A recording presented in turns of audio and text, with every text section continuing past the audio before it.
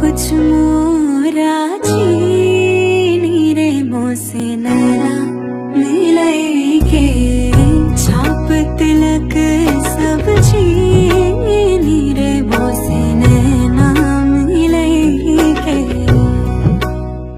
हर तरफ खुशियों का माहौल है और हो भी क्यों ना, 14 साल लंबा इंतज़ार है।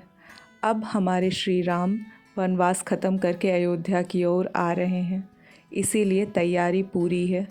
चलिए इन्हीं तैयारी की कुछ झलकियाँ देखते हैं। मैंने तैयारियों में अपनी तरफ से कोई कसर नहीं छोड़ी। सुबह से रंगोली बनाने में लगी हुई थी।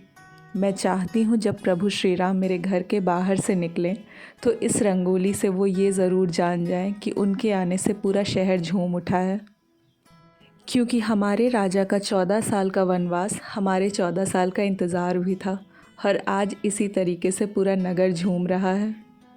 अयोध्या की गलियों में शायद सदियों पहले इसी तरीके से कोई छोटी बच्ची झूम रही होगी और इंतज़ार कर रही होगी अपने प्रभु के आने का, जिसके बारे में आज तक सिर्फ उसने कहानियाँ ही सुनी थी।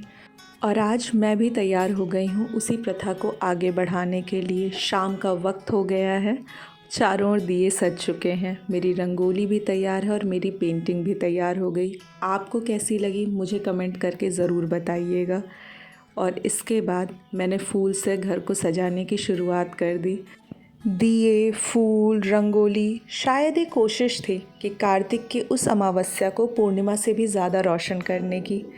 मैंने भी शाम की पूजा पूरी कर ली और इसके बाद बारी आती है मुँह मीठा करने की, तो मैंने भी काफ़ी सारी मिठाइयाँ खाई और उसके बाद मैं निकल पड़ी मोहल्ले में सजावट को देखने के लिए। सब ने अपने घर को पूरी शिद्दत से सजा के रखा था। वैसे मॉडर्नाइजेशन की वजह से दिए की जगह धीरे धीरे झालर लेती जा रही है। और ये रहा मेरा घर। इस घर में शायद ये मेरी आखिरी दिवाली होगी, क्योंकि हमारा घर पूरा होने वाला है और इसके बाद सरकारी मकान छोड़ के हम चले जाएंगे। और शाम को हम निकल पड़े शहर की ओर। पूरा शहर नई दुल्हन की तरह सजा हुआ था।